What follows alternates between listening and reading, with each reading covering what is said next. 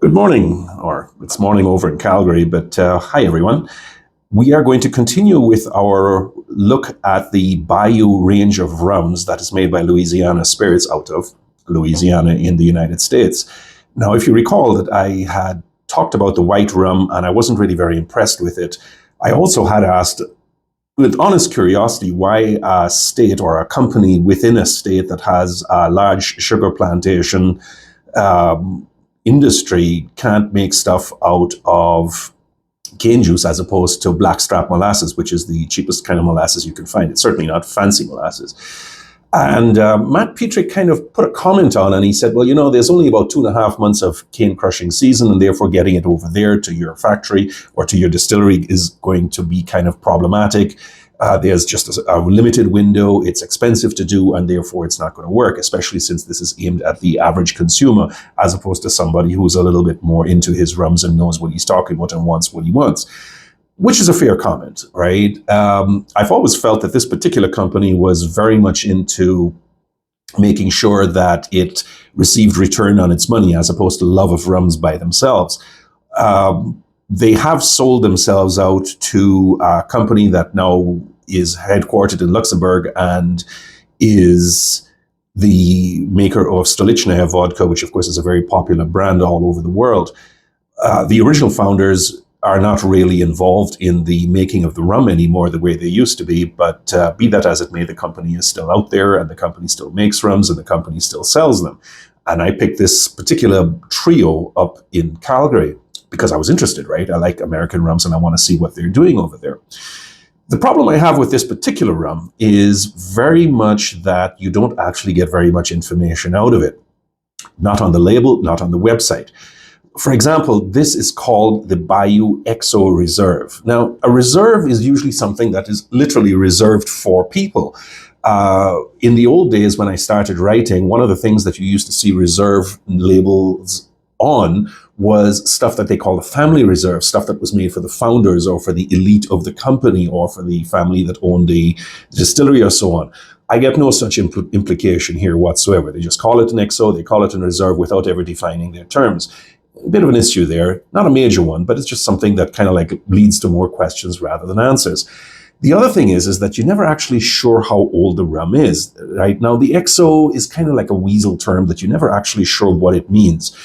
In some places, it means rums that are aged, around 6 years old. In others, it's 4. In others, it's others. It's not defined. We don't know what it is. However, the website does say that it is rums up to 4 years old, which to me is, again, a bit of a weasel word in the sense that it's not the youngest part of the blend is 4 years old, but in this case, the oldest. Now, there's the curious comment elsewhere on the website that says that there's a kind of like a Solera system involved here without ever further telling you anything about it. And this is another issue I have because Soleras tend to be made differently, they taste different, and they are not the same as regular rums that are aged the way the way we are used to. So all of this leads to rather more questions than answers, and it's kind of irritating in this day and age to have to kind of like run around the place and look for stuff.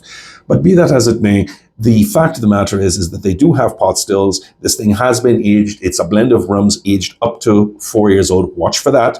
And the question then arises, well, is it any good compared to the white, which I was singularly unenthused by?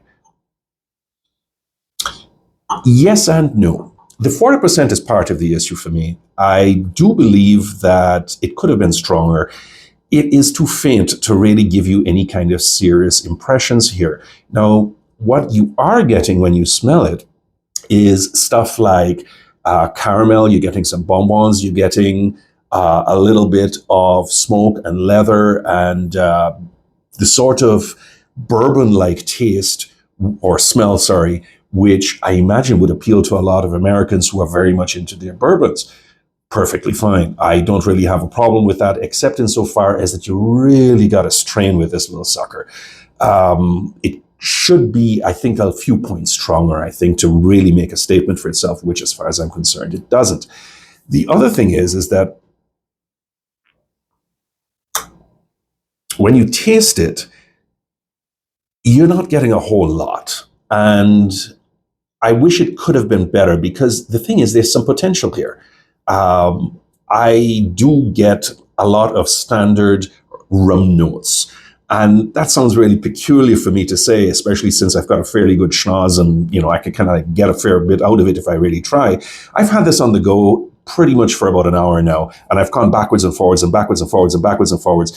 And all I'm getting is pretty much standard rum notes of caramel, a little bit of smoke, a little bit of leather, a little bit of brown sugar that has been kind of like burnt in a pan, if you will, to make caramel.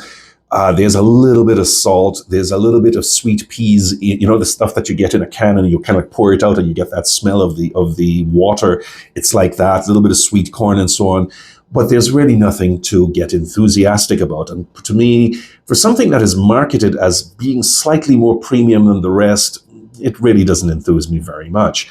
Now, I could say that this is just a rum that is made for your average drinker, and the website indeed says that it is a rum for bourbon drinkers. Well, either you're making a rum or you're making a bourbon. I mean, make up your mind what it is that you're doing. I don't particularly care for it because there's just not enough to really get interested in or enthusiastic about. You can sip it, you can mix it, whatever, but the truth of the matter is that 40% you're not getting a whole lot. You're not getting a bunch of very interesting tastes with citrus is completely missing. You're not getting any kind of really serious fruits. There's a bit of caramel, not caramel, sorry, apples, a little bit of raisins and so on. But the truth is there's just not enough here. And for something that is marketing itself as being a little bit better than the average, I think it's actually rather disappointing. I'm going to score this at about 74 points. My average tends to be around 75, over which things get better, under which things get worse. But 74 is just about right. It's enough of a rum to basically make a statement for itself. It's just not enough of a statement, and I wish it could be better. But for what they have done, it's kind of okay. It's kind of okay.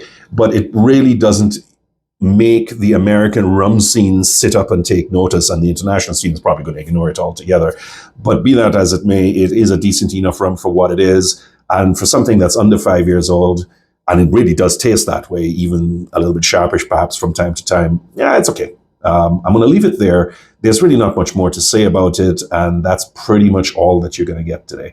So have a good weekend, everybody, and for those in Canada, have a good Thanksgiving, and I will see you next time. Take care. Bye-bye.